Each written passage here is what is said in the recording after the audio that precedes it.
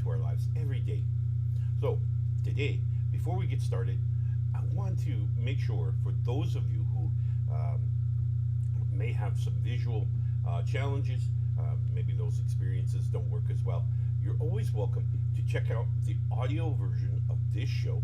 It's available wherever you get your podcasts. So you can download and listen to the show, like, follow, subscribe, as always, to all of our platforms, and so that we can generate that algorithm to help us distribute this message even further, and hopefully find those people who really need to hear this morning's message. As always, I hope that you'll find us on New Reality TV, newrealitytv.com, a wonderful collection of many different perspectives that I think can offer you some level of intellect or knowledge that can help you obtain or maintain our mental space. As always, for those of you who may have a few extra coins dingling around in the pocket, by all means, drop them into our tip jar. Every little bit goes to helping us to get out and distribute this message even further all around the world. So I hope that you will just every little bit, like I said, every little bit. This morning, again, we are live on our Facebook feed. For those of you who want to ask questions, you're welcome to do so in that Facebook chat. So be sure to bring it up, whatever's on your mind. So finally, my website, norsewhispers.com. There you can find out more about me, my mission, all of my shows, all of the presentations, as well as finding a place to link up between us, that we can have a conversation and maybe help you again find that mental space that you need to be successful in your life. Well, today we're talking about Thor, the mythical god Thor. Now, Thor is a wonderful god. Now, he's also, for those of you who follow the Norse history, Thor began to be recognized long before the Norse that we know of fame from Scandinavia. He's actually one of the gods that was visible. We see displays of him and his feats from the Germanic tribes long before they migrated north to become Scandinavia. So Thor has been around for a very long time, or he's been recognized for a very long time. And one of the things that Thor represents, obviously, is the physical strength. He was very powerful, a very strong god. But physical strength also needs mental strength, right? Because for us to become strong, we focus. We focus and we don't allow distractions to pull us one way or another. If we're in, say, in the gym and we're working on our physical form, we're focused. We're focused on lifting the proper amount, the proper repetitions. All of these things we're putting into play so that we can become powerful, right? Well, we can have this strength mindset without going to the gym. Strength of mind simply means that we change our perspective, we focus on that perspective, and then we don't allow influential energies to pull us away from it, right? So we're going to change. I think my favorite example of this really is the New Year's resolutions, right? We make these New Year's resolutions and we say we're going to do this, and this is us. And by January, February, we just can't seem to fit it in our schedule anymore. We're moving away from it, and before we know it, the affirmation that we made, the resolution, has gone away, and we're right back to where we started. Some of us are successful. We set our mind to doing, start walking, or maybe an exercise routine, or maybe it's quit smoking, or whatever it is. We say, this is what we're going to do.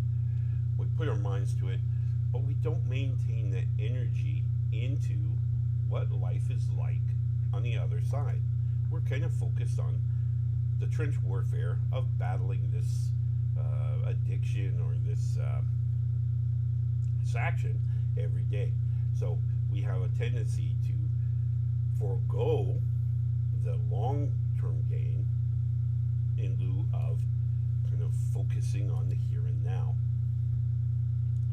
The problem with that is that for us to be successful is we have to have an emotional state on the other side. So we have to be happy on the other side. Remember, a lot of people, most people, are worried. They're concerned with change, right? And so when we change, i.e., quit doing this behavior, whatever it is, and we're going to the, setting our mind to doing this, that's the unknown.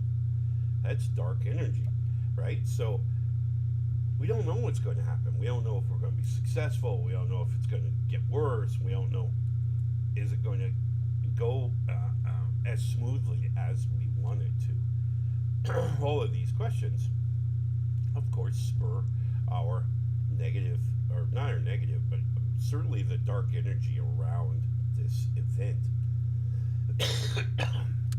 This darker energy is going to draw in influential energies from everywhere, right? So we're trying to lose weight. What are we going to see? We're going to see more commercials for foods that are not beneficial to us, right? We're going to see more commercials for sitting on our couch and watching television, as an example. Why? Because our brain is focused on the resistance of this change. Okay? So we've decided we're going to change. Our mind says, no, we don't like change. Change is unknown. So we're going to provide some resistance. To do that resistance, our brain is going to find these memories and these influences all around us. Okay?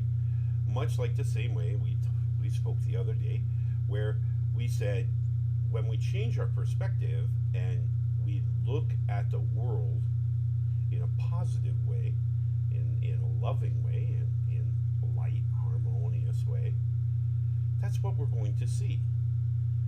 Conversely, if we're looking at it from a very negative, very division, segregation, hate, and we're looking at the world that way, that's what we're going to see. Okay? That's what our brain is going to focus on, and we're going to input that energy into our brain. Same thing here.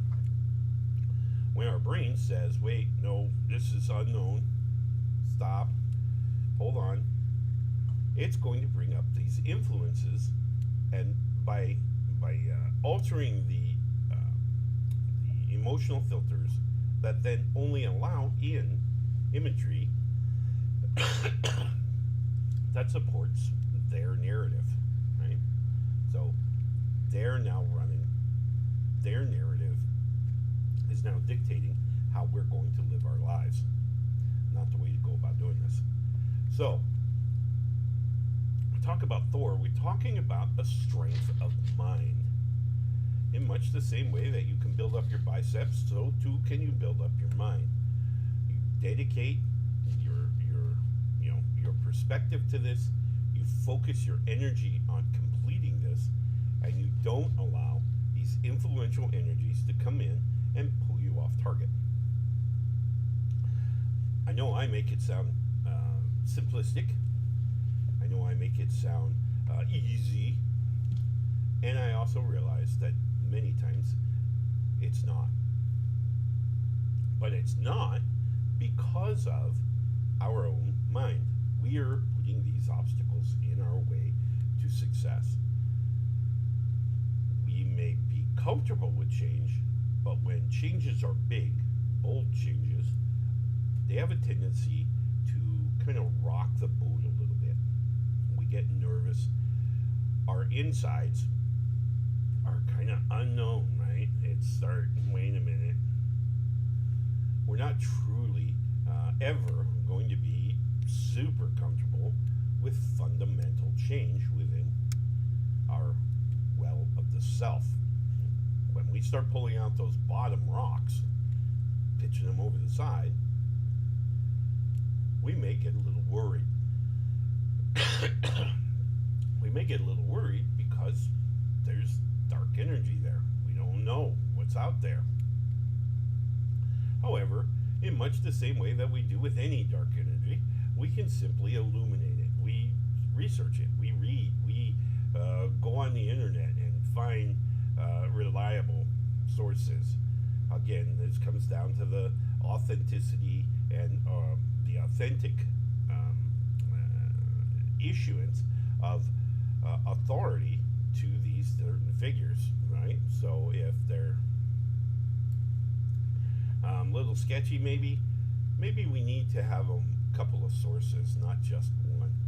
And that's what I recommend, is always having a multitude of sources that we can kind of bounce our thought process off these multiple sources.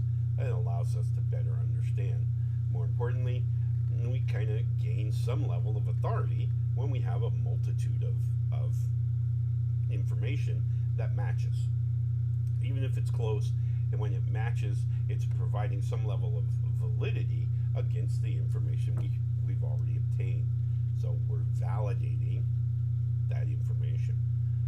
This is a way of building strength of mind. Now, yesterday, we spoke of an example that my great-grandfather gave me of this bandwidth pipe in our mind.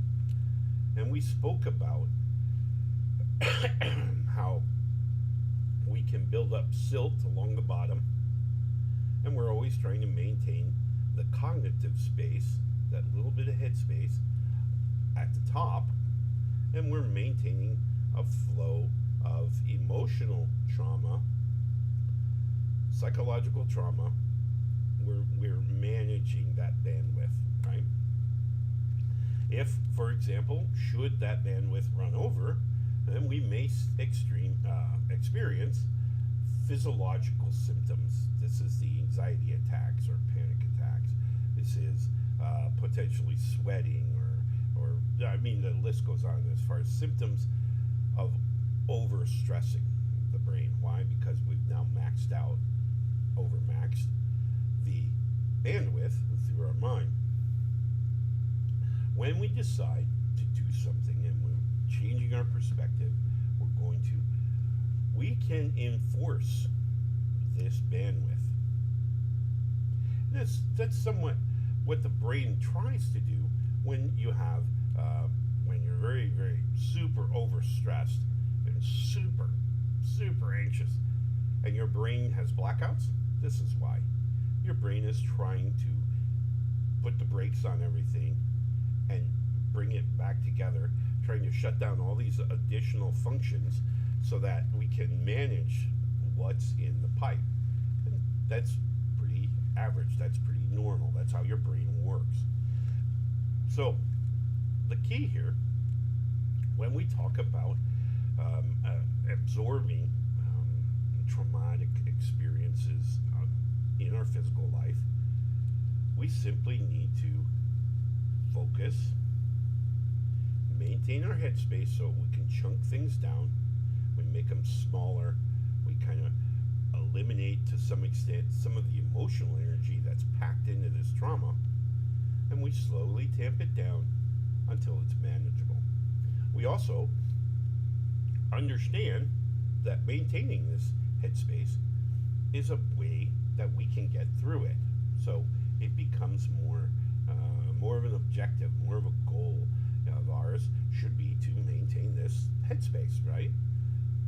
That's a focal point that we can then focus our energy on. Remember when I said, whatever we focus on, focus. If we focus on something, we're sending energy to it. Like right now, as I sit here and I speak to you, I'm thinking of you. I'm hoping and praying that everything works out for you. What does that do? Well, that sends energy from me to you.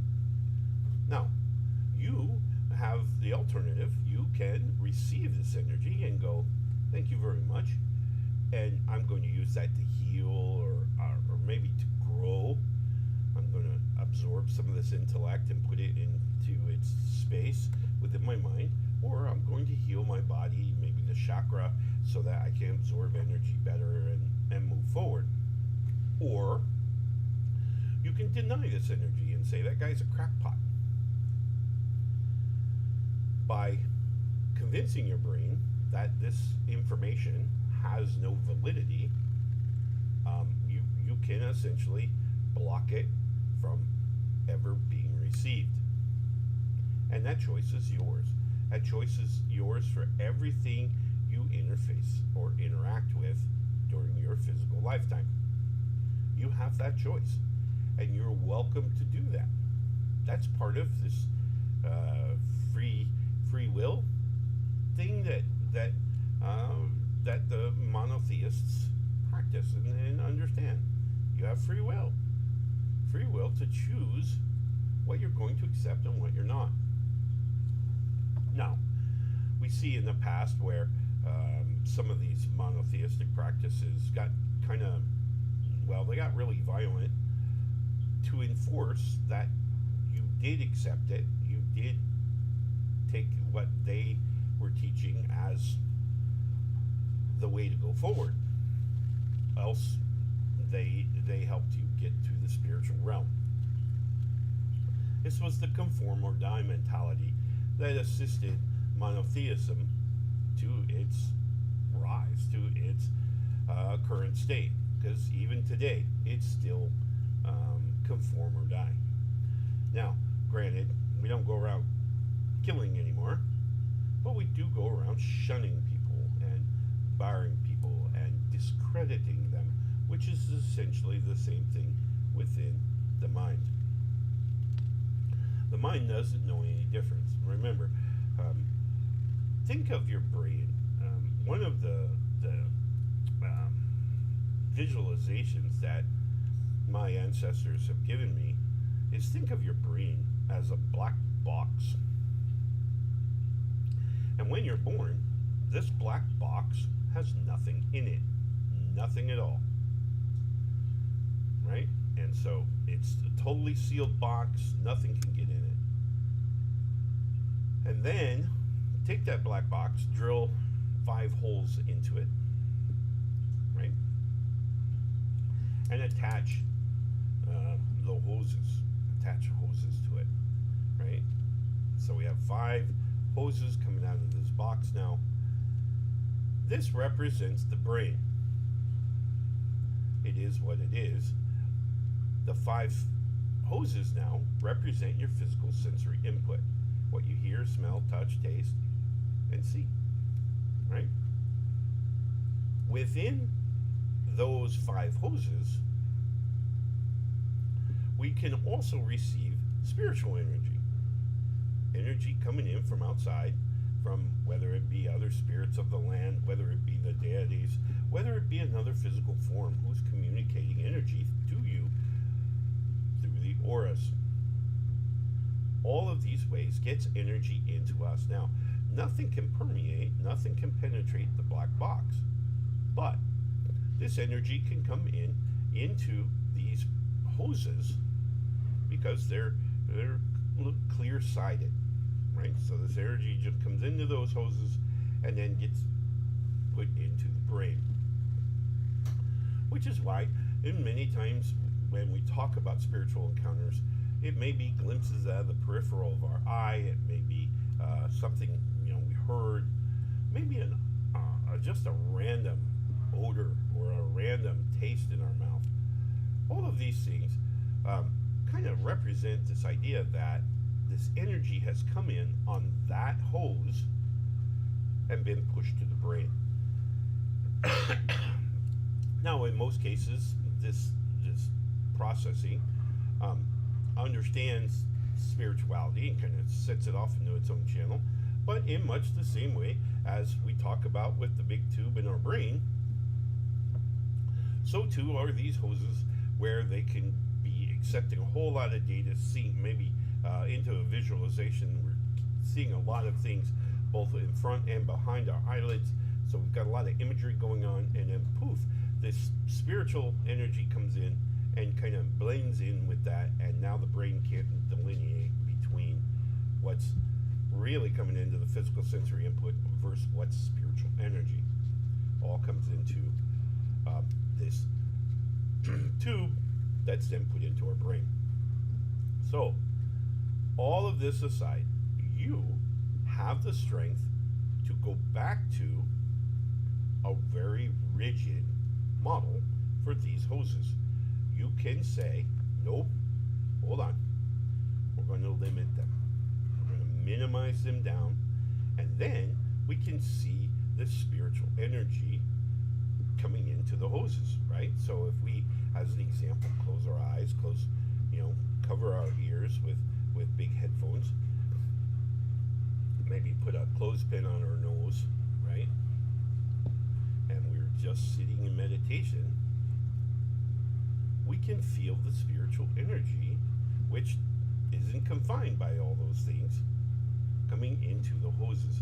And we may receive within our mind imagery, maybe sounds, all of these things may occur not because we're going crazy, but because this spiritual energy is coming into the hoses. And now, because we've shut down physical sensory input, we have the bandwidth in the hose to now process the energy that's being received. Strength of mind is when that's what we're doing. We're able to set our process to what we want it to be. We make a choice and we stand by that choice. We block this influential energy and we maintain our objective, whatever that happens to be. Okay, whether it be freeing the mind from depression, whether it be freeing the mind from anxiety. And when we talk about knowledge, we all know that a big knowledge or a big trauma is worse than lots of little traumas, because we can handle the little traumas one at a time, whereas this big trauma coming into our processing takes a minute. We without our headspace, we unfortunately can't think about chunking it down and making it into smaller bites, right? We can't do that because our thought process is now gone, right? So I met with a person the other day, and this person was going through their very first heartbreak. They were very, very depressed. They were very sad, and they couldn't find their way back. It just was so overwhelming. And so we explained this model to them, and I said, all right, this is what you need to do. I want you to pick up some model, any model, and I want you to look at it and pick out as many details as you can.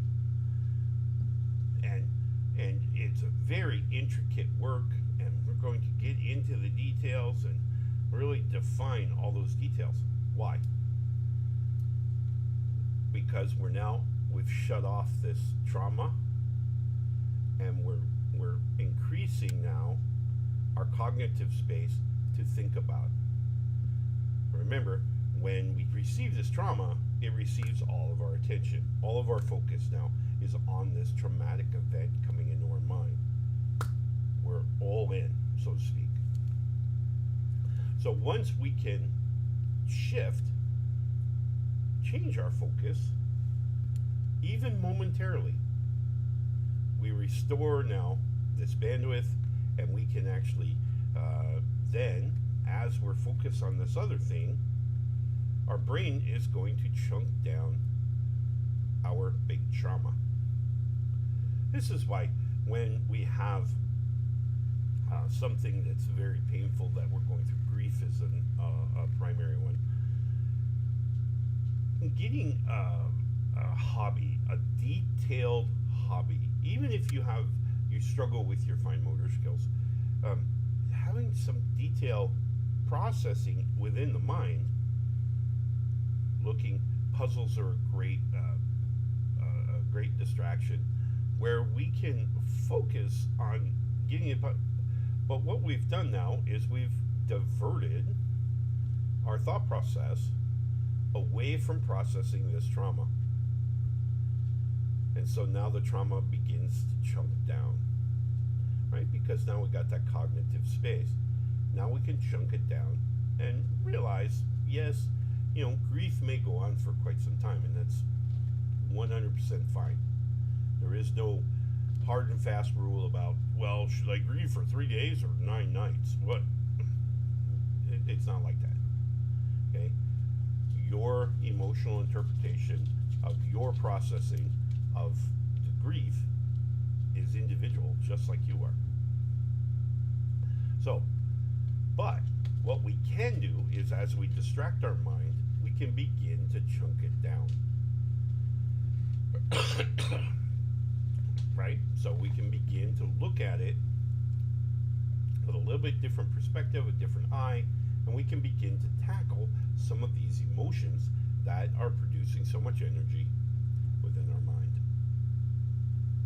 This is all about the strength of Thor, and that's why each Thursday we talk about you and your power to control your mind. You're in charge, and you can do this. I'm not going to say it's going to be easy. I'm going to say it can be done, right? So remember, just because we're 50, 60, 70 years old, it does not mean that we can't use distraction as a tool to help us obtain better mental health. Simply distract. And this is what the detailed processing within the mind can do for us. It can distract us from the trauma, allowing our brain then the time and space it needs to now break down this large trauma into more manageable bites. All right? So, today, Thursday, we celebrate the strength of mind. I hope I've given you some form of intellect and some form of understanding to help you obtain better mental health. Remember, we're in charge. We can drive this thing. So, take responsibility and drive it. All right, my friends, I will see you again tomorrow where we'll talk about the power of Threa, the magic and the energy management that she brings to our understanding. Love and light, my friends.